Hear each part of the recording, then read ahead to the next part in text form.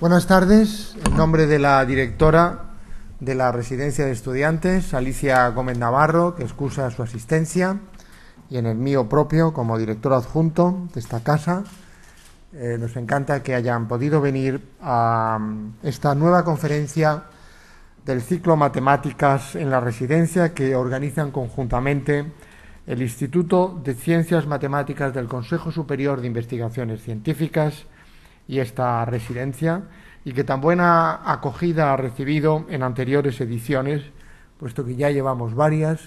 El primer ciclo se inauguró en el año 2009 y el objetivo de este ciclo sigue siendo el mismo que en anteriores ediciones: el acercamiento del conocimiento matemático a la sociedad en general, desde el convencimiento de que las matemáticas son uno de los ejes fundamentales de nuestra cultura y se aplican prácticamente en todas las ramas del saber. En este ciclo, por recordar, hemos tenido el privilegio de contar con muchos conferenciantes de gran talla científica: Marco Tisatui, Sam Cerna, los profesores Pierre Cartier, también el profesor Guillermo Martín y otros.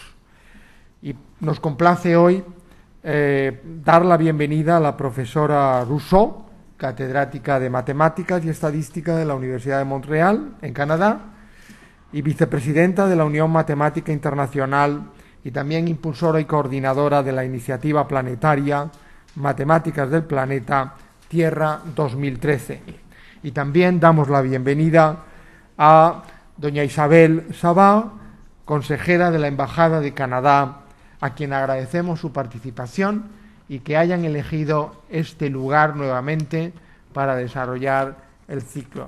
A las dos, muchísimas gracias, y también a todos ustedes por su asistencia. Tiene la palabra la señora consejera. Profesor, muchas gracias. Bonsoir, Cristian. Estimados amigos, es un placer estar aquí esta tarde en la Residencia de Estudiantes para presentar a la profesora Christiane Rousseau.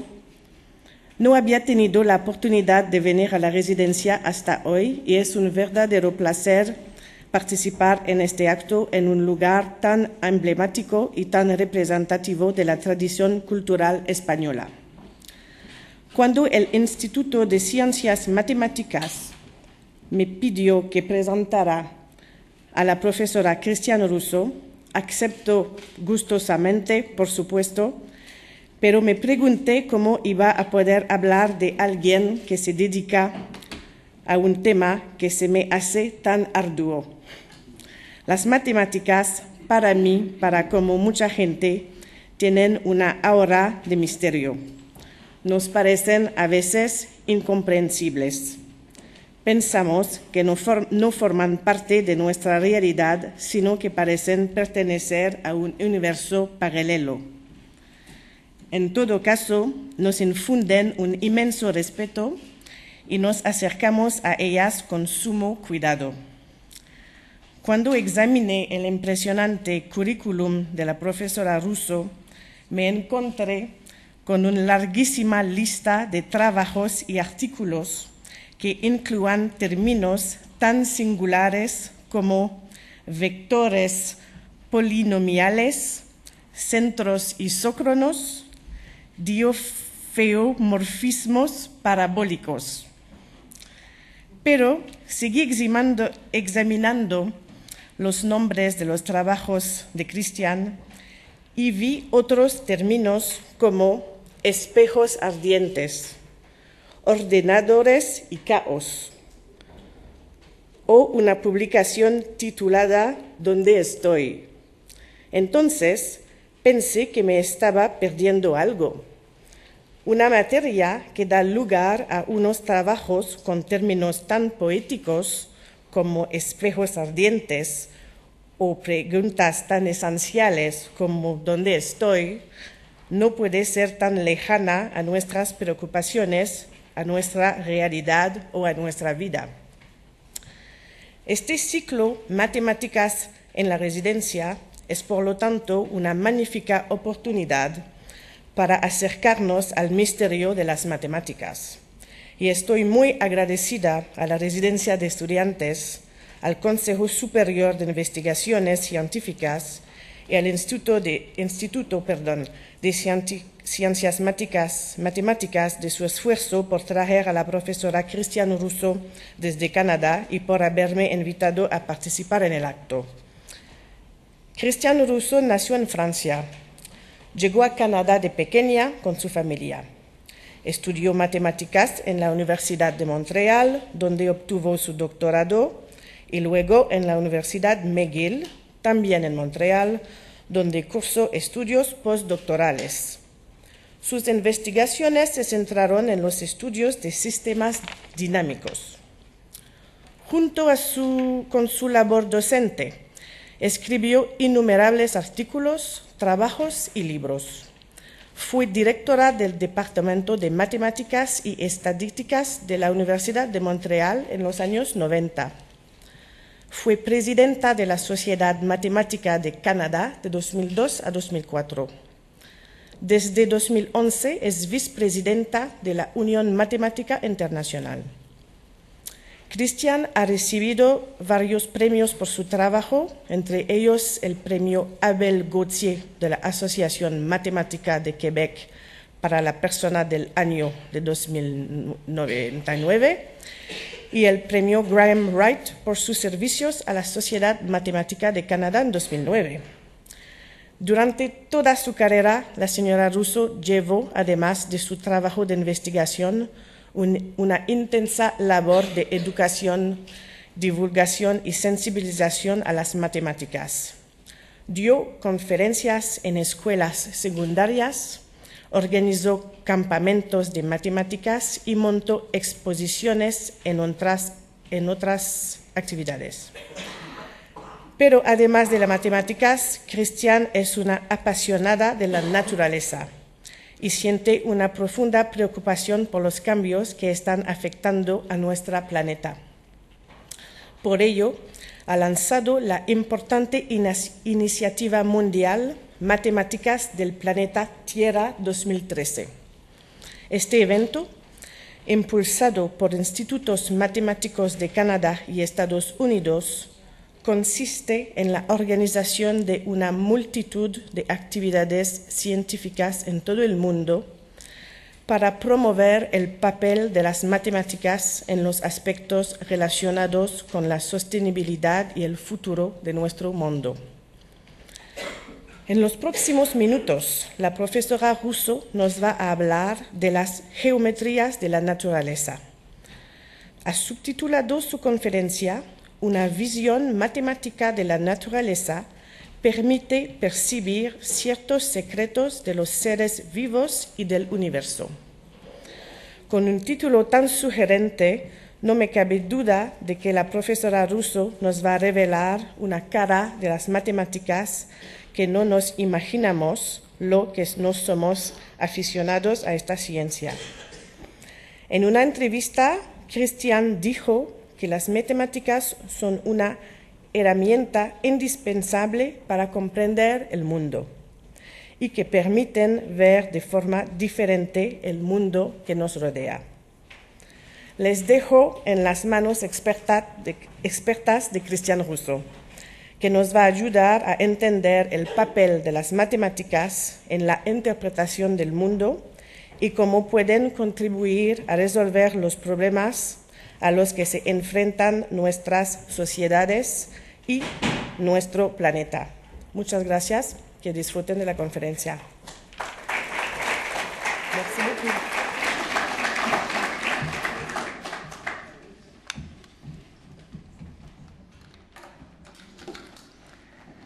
Buenas tardes, señores. Agradezco Instituto Ciencias Matemáticas y Residencia Estudiantes por invitarme a dar mi conferencia. Me gustaría dar mi conferencia en español, pero no hablo bastante bien. Alors, je vais continuer ma conférence en français, qui est ma langue maternelle. Donc, Ce soir, je vais vous parler de géométrie pour décrire la nature. Para describir la naturaleza. C'est un petit peu le regard d'une mathématicienne et d'un scientifique. C'est quoi une mathématicienne, c'est quoi un scientifique? C'est un peu comme l'enfant en nous. Comme enfant, on regardait et on disait pourquoi, et comme scientifique, on continue à regarder la nature et à essayer de comprendre. Alors, bon, bien sûr, je vais me limiter à quelques exemples. A hablar de algunos Donc, ejemplos. la géométrie traditionnelle, telle que vous l'avez appris à l'école, elle utilise des droites, des cercles, des courbes, des surfaces curvas, pour décrire la nature. líneas rectas, si superficies para describir la naturaleza. Ici, y si observamos un aquí un nautilo, c'est quand même une forme très remarquable. Es una forma realmente impresionante. ¿Por qué es tan impresionante que esta si forma? je la Porque si la fotografiamos y hacemos zoom en la fotografía, podemos girarla y superponerla. Vamos a intentarlo. Voici aquí ici notre nautile. Vemos nuestro nautilo. Ici j'ai pris la y forme aquí du vemos nautile la forma del nautilo. Et je l'ai divisé. J'ai compressé ma comprimido. He comprimido mi fotografía y he hecho un zoom, la he reducido 2 veces. Y ahora lo que vemos es que podemos girar la forma roja para superponerla sobre la otra forma. Por lo tanto, es la única curva que tiene esa propiedad. Y podemos explicarlo gracias a un modelo matemático, porque el nautilo escoge esta forma. Así que vamos a continuar con las geometrías tradicionales. Utilizamos curvas, ellas nos van a representar, représenter les brins d'ADN dans les cellules. Donc, voici un brin d'ADN. Podemos ver, por ejemplo, los filamentos de ADN en las células. Aquí vemos un filamento que ha sido fotografiado con un microscopio. Pero los filamentos son muy largos y si cogemos la escala de una célula que tiene, por ejemplo, el tamaño de una pelota de básquet, serían unos 200 kilómetros de largo. Y un filamento de 200 kilómetros, si queríamos guardarlo en nuestra célula, veremos que crea nudos y efectivamente la teoría de los nudos en matemáticas va a ayudarnos a explicar la acción de las enzimas sobre los filamentos de ADN. Esta geometría no nos permite, por supuesto, describir los objetos de la naturaleza, como por ejemplo dijo Isabel, a mí me gusta mucho pasearme por la naturaleza y estos son algunos árboles, vemos que son formas bastante complejas, por ejemplo el helecho, aquí vemos helechos tal y como se observan en la naturaleza y aquí vemos el objeto matemático, el que se puede dibujar con ordenadores. Aquí tenemos la col de romanesco. Vemos que lo que tiene como particularidad es que cada una de las pequeñas ramas parece la cola en sí misma. Otra forma que podrán observar la próxima vez que se encuentren con ella es la rama de perejil. La rama de perejil, como pueden ver, es una rama que se divide en 3 ramas de forma exacta y cada una de las ramas se redivide en otras 3 ramas, etcétera, etcétera. Y parece que se produce esta repetición hasta el infinito. Entonces nos hace falta una geometría para describir las formas vegetales y esta geometría será la geometría fractal. ¿Qué es lo que hace la geometría fractal? Nos permite describir objetos que son autosimilares. Es decir, autosimilares significa que si hacemos zoom en una región de la planta o del objeto en cuestión, veremos reaparecer el mismo objeto a distintas escalas. Por ejemplo, aquí nuestro helecho, tenemos nuestro helecho de nuevo, y si veis, cada una de las ramitas de nuestro helecho parece un helecho en sí misma. Así que esto es lo que he hecho. Aquí lo que he hecho ha sido coger esta rama de aquí, la he copiado aquí y la he agrandado. Ahora cogemos esta pequeña rama de aquí, que es la pequeña rama que está aquí, y la ampliamos y aquí está. Y como pueden ver, en el helecho matemático puedo seguir con este juego hasta el infinito. Cada vez puedo agrandar cada una de estas ramitas y vemos que el mismo motivo se repite indefinidamente. Los matemáticos consideran que el helecho es un poquito complicado. complicado y por eso nos gusta más bien trabajar con modelos sencillos. Nuestros modelos sencillos suele ser el triángulo de Sierpinski, a veces se le llama el tapiz de Sierpinski. ¿Y qué es este objeto tan curioso? Bueno, es un triángulo y lo que hago es quitar el triángulo de en medio y me quedan 3 triángulos y cada uno de los triángulos le quito el triángulo del medio y entonces me quedan 9 triángulos, quito el del medio y como pueden ver, para los matemáticos no hay límite, podemos seguir con este juego hasta el infinito. Y lo que dijimos fue que a los matemáticos les gusta trabajar con modelos simples y cuando lo vemos nos damos cuenta de que en realidad, dice la ponente, miramos aquí por ejemplo este triángulo de aquí, esta concha de aquí es la Symbiola indexarris. Si vemos los motivos de esta concha, vemos que se parecen extrañamente a los motivos del triángulo de Sierpinski. Como pueden ver, tenemos también triángulos que van siendo retirados, que tienen la punta hacia abajo, y tenemos una infinidad de triángulos cada vez más pequeños que están formados en la concha. Así que aquí tenemos de nuevo esta concha Symbiola indexa y aquí en la parte de la derecha tenemos un motivo generado por ordenador. Para tratar de comprender el motivo de esta concha, vamos a tratar de ver cómo se genera este motivo por ordenador y vamos a ver si podemos crear una unión entre el motivo y la forma en que se produciría la coloración de la concha durante su crecimiento. Voy a volver a este modelo más adelante, pero vamos a continuar con nuestra exploración. La geometría fractal nos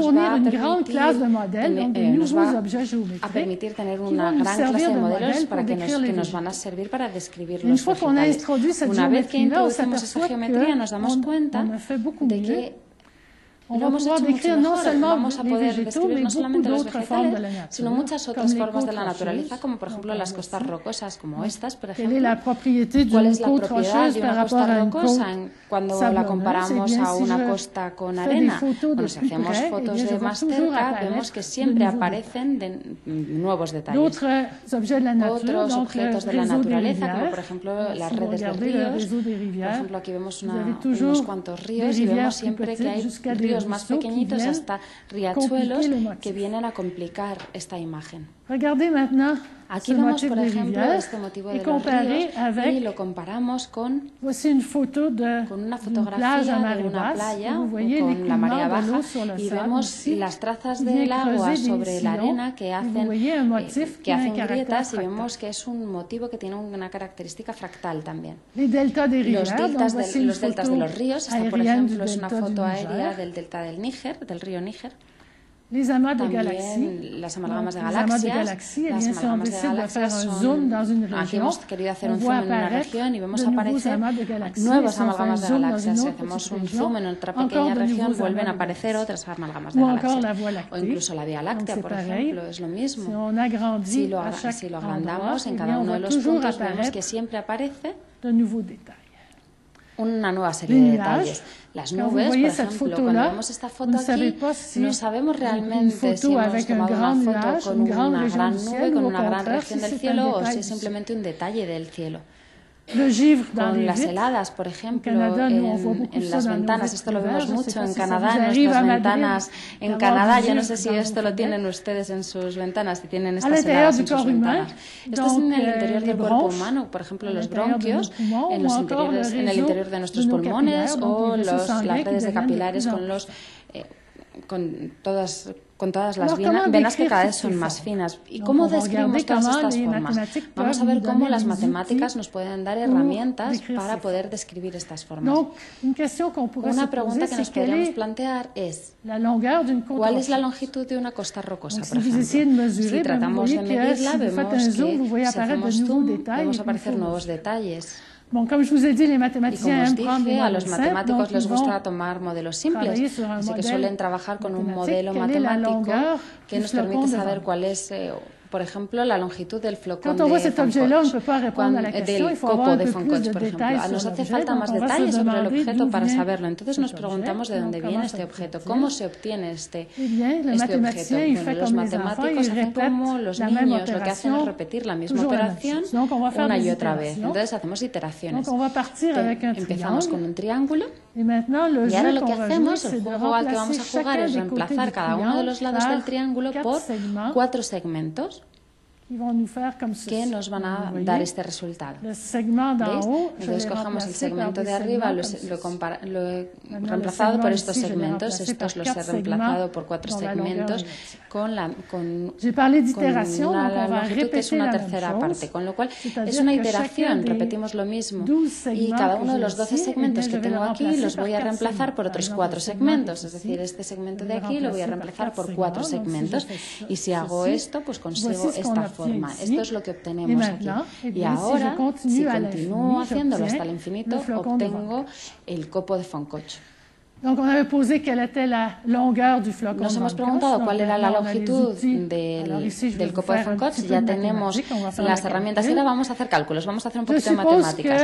Supongamos que la longitud de este triángulo es L. ¿Cuál es la longitud que nos encontramos en esta figura? Bueno, cada vez que tenía un trozo de una longitud determinada, lo dividí en 3 partes iguales, es decir, que cada una tenía una tercera parte de la longitud y en vez de utilizar 3 trozos he utilizado 4. Entonces, he dividido la longitud por 3, entre 3 y la he multiplicado por 4, por lo tanto mi longitud es 4 tercios. Ahora hago lo mismo, entonces cuando hago una etapa, multiplico la longitud por 4 terceras partes, si hago 2 etapas lo tengo que volver a multiplicar por 4 terceras partes. Y si hiciese n etapas lo multiplicaría por 4 tercios n veces. 4 tercios multiplicado por 4 tercios se convierte al final en infinito. Entonces, en cada etapa, la longitud del... Por lo tanto, la longitud del copo de Fonkoch es infinita. Si quisiésemos describirlo, no hay forma de dar una longitud. Y de lo que nos damos cuenta es de que hemos descubierto aquí una propiedad importante de los objetos fractales, que tiene aplicaciones también muy importantes. Por ejemplo, un objeto fractal puede tener una longitud infinita, incluso si ese triángulo estuviese en un ámbito finito. Podemos jugar al mismo juego con una superficie y añadirle todo tipo de picos y darle, por ejemplo, a esta superficie la pongo en el interior de mi caja, pero le pongo todo tipo de picos y entonces va a tener un área infinita. Y nos damos cuenta de que la naturaleza utiliza este tipo de juegos. Por ejemplo, si pensamos en la helada, en el intestino, que tiene en torno a un superficie de 0,5 metros cuadrados, que tiene una superficie interna de 300 metros cuadrados. Por lo tanto, el cuerpo humano puede tener una superficie muy, muy grande y para ello utiliza formas fractales. Lo mismo sucede con los bronquios. Los bronquios, antes les decía que, presentándoles una imagen, que son objetos fractales y podemos ver en las extremidades de los bronquios donde se dan los intercambios gaseosos, contamos también con una superficie de intercambio que es extremadamente grande. Aquí tenemos una primera propiedad de los objetos fractales. Una segunda propiedad. Vamos a querer poder comparar objetos fractales. Existe uno que sea más denso y otro que sea más reducido. A lo mejor podemos tener uno que ocupa más espacio y otro menos. ¿Cómo hacemos para cuantificar esas diferencias? La idea es utilizar las dimensiones. ¿Qué es la dimensión? ¿Cómo hacen los científicos cuando quieren introducir un nuevo concepto? Por ejemplo, dar una definición de dimensión. Bueno, pues lo que se dicen es: vamos a dar una definición que funcione para lo que yo conozco. Por ejemplo, tomo una curva aquí. Seguramente van a sentirse cómodos si les digo que este es un objeto con una sola dimensión. Si cojo una superficie y les digo que es un objeto que tiene 2 dimensiones, y si hacemos, por ejemplo, una película que queremos representar la profundidad, es algo que ya están acostumbrados a ir, entonces estamos haciendo algo en 3D o en 3 dimensiones. Entonces ese es nuestro principio. La dimensión de una curva tiene que ser 1, la dimensión de una superficie ha de ser 2, la dimensión de un volumen ha de ser 3. Bien, eso es lo que quiero. ¿Cómo lo hago? ¿Cómo hago para dar una definición matemática que nos muestre esto? Bien, pues lo que hacemos es tomar...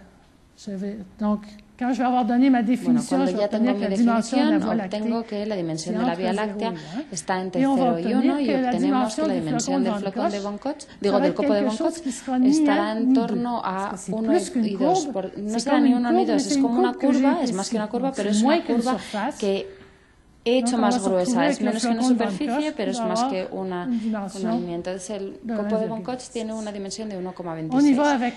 La definición de la dimensión. Bueno, en cuanto a la definición de dimensión, pensamos en las curvas. Para definir la dimensión, cojo los objetos con un solo plano y los cubrimos con cuadraditos. Aquí tenemos nuestra curva.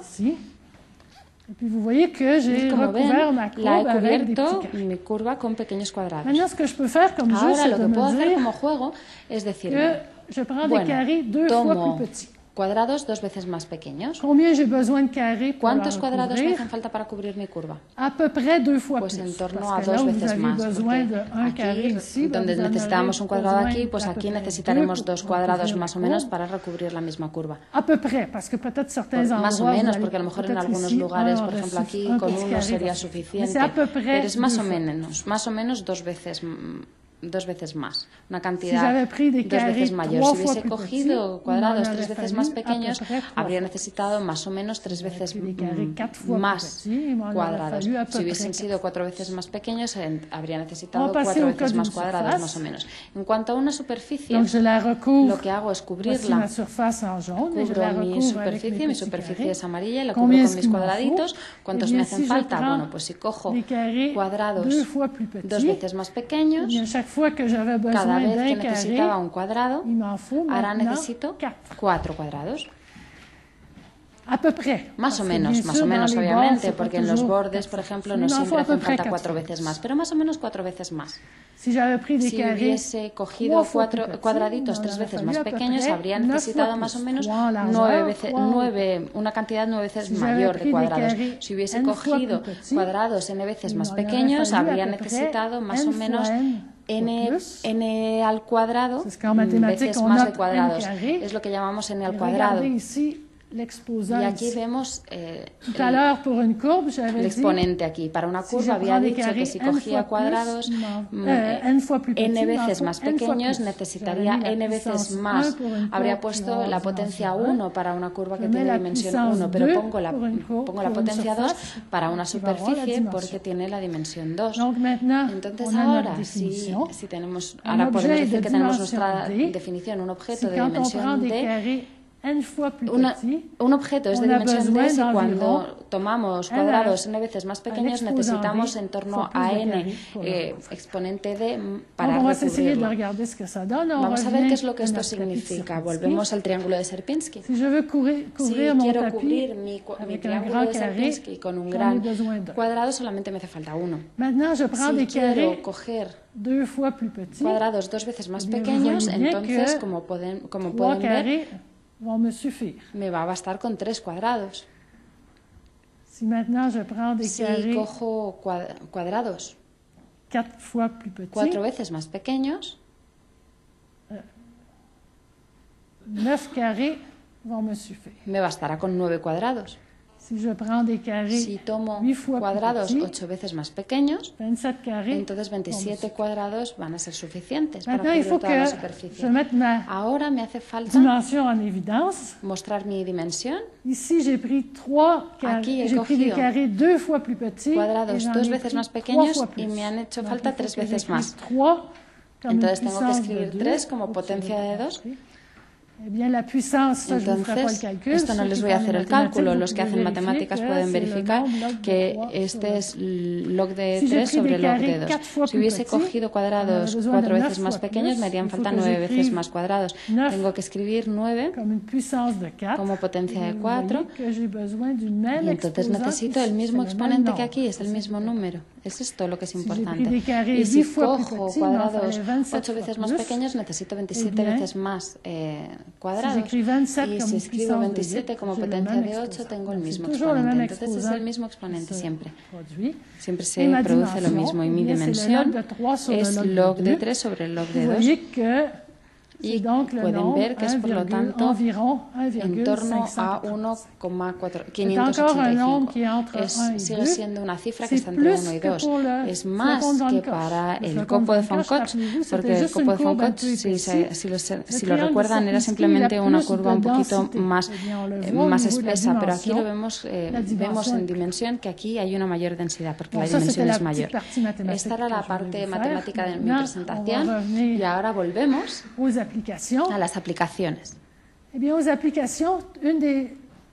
En cuanto a las aplicaciones, una de las cosas que surgen de las investigaciones es la utilización de la dimensión de las redes de capilares, que también son fractales. Pero la dimensión fractal no es la misma cuando se encuentra cerca de un tumor que cuando estamos en tejidos sanos, cuando tenemos una imagen y vemos una masa sombreada, por ejemplo, en una imagen médica, una radiografía, por ejemplo, o un TAC, y nos preguntamos si es un tumor, suele ser una técnica sobre la que se está investigando, que consiste en tratar de calcular la dimensión de las capilares para ver si hay una especie de firma, que es la firma de un tumor en los capilares. Otra aplicación que ha estado desarrollando un equipo de jóvenes investigadores en Francia, que han estudiado el pulmón ideal y se han dado cuenta de que los atletas de alto nivel son más sensibles al asma que la población en general. Y lo que ha hecho Benjamin Bourgois es estudiar el pulmón ideal. Entonces aquí aquí podemos ver la tráquea, que está después dividida en las ramas principales. El aire entra por aquí cuando inspiramos, el aire pasa por aquí, llega hasta aquí, y cuando entra el resto del aire se empuja hacia esta zona de aquí. Lo que queremos es que el volumen sea más o menos igual al volumen que se encuentra aquí, porque si no, vamos a tener dificultades para hacer que el aire vaya hasta las extremidades de nuestras ramas broncales. Aquí tenemos 5 niveles, pero hay por lo menos 17 niveles en las ramas antes de llegar hasta el final. Entonces querríamos al mismo tiempo que el volumen se mantenga, pero si hablamos de volumen más volumen más volumen más volumen una infinidad de veces, eso podría ser un fractal que tendría un volumen infinito. Entonces hay un problema al interior del cuerpo humano porque no tenemos un volumen infinito en nuestra caja torácica, por lo tanto el volumen no ha de ser demasiado grande. Sin embargo, si el volumen es demasiado pequeño, entonces lo que ocurre es que la presión aumenta. Cuando el aire, a medida que el aire va pasando de rama en rama, la presión aumenta porque no hay suficiente volumen para que el aire pueda llegar hasta el final. Entonces, lo que este equipo ha determinado es que los pulmones ideales, el pulmón ideal, son aquellos donde la presión no aumenta, es decir, donde el volumen es suficiente para que la presión aumente. Y esto nos da una dimensión fractal de 3. Y ahora han comparado su estudio sobre el pulmón ideal con el pulmón de la población general. El pulmón de la población general no es el pulmón ideal, tiene un volumen más grande que el pulmón ideal, pero los atletas están más cerca del pulmón ideal. Los atletas, de un nivel a otro, para la población en general, el volumen aumenta ligeramente de un nivel a otro. Para los atletas, el volumen aumenta menos de un nivel a otro. Esto probablemente, digo probablemente porque todavía no se ha demostrado, es el motivo por el cual tienen mejores resultados deportivos, mejor rendimiento deportivo. ¿Pero qué es el asma? El asma es una patología donde los bronquios se contractan. Entonces, cuando tenemos asma, perdemos volumen en los bronquios y como su volumen ya es más pequeño que el de la población en general, entonces son más sensibles al asma, a esa dolencia.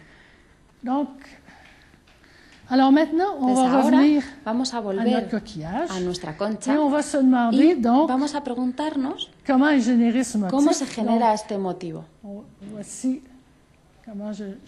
Aquí vemos cómo se genera el motivo por ordenador. ¿Cuál es el programa de ordenador ici. Que he ejecutado aquí y puedo explicar le motif qui est ici. El motivo que se encuentra aquí.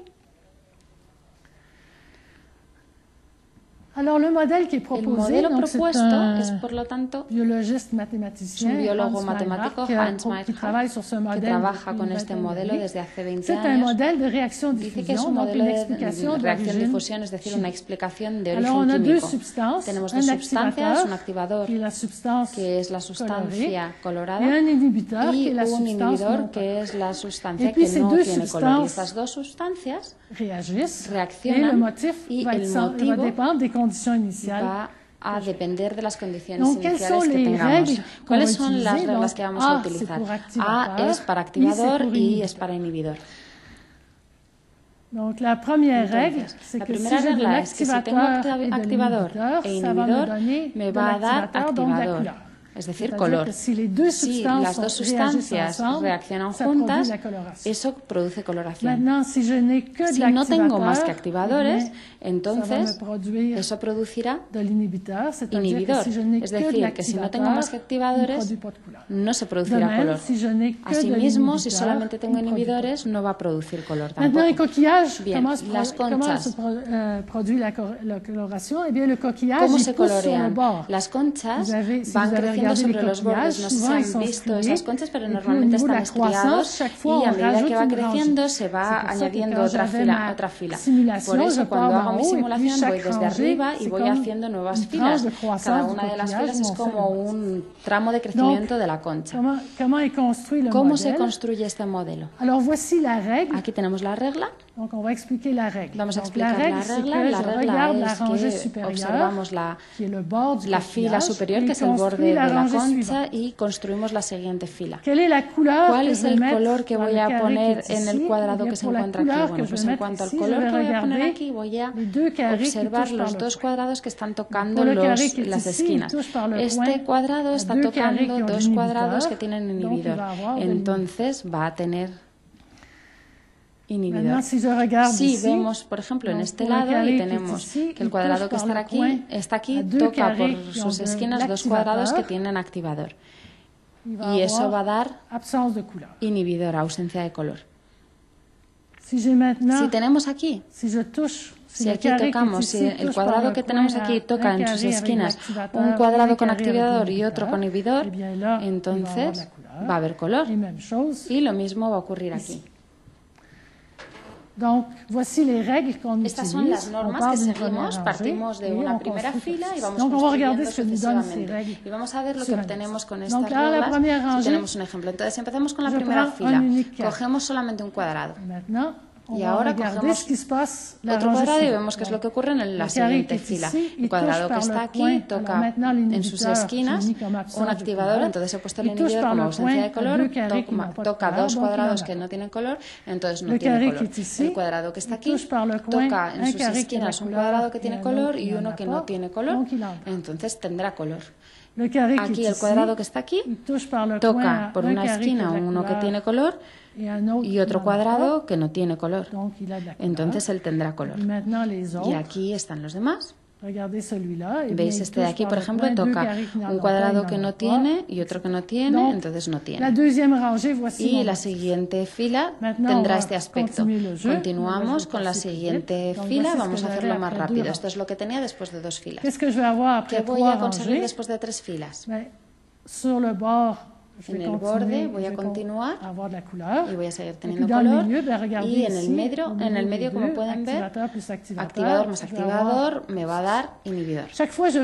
Y cada vez voy a ir yendo hacia atrás porque mis motivos son muy pequeños y voy a tener que echarme hacia atrás para poder ver más motivos. Entonces ahora, después de 4, después de 5 filas, 6 filas, 7 filas, 8 filas, 9 filas, 10, 11, 12, 13, 14, 15, 16, 128. ¿Qué ven ustedes? Pues vemos aparecer nuestro triángulo de Sierpinski.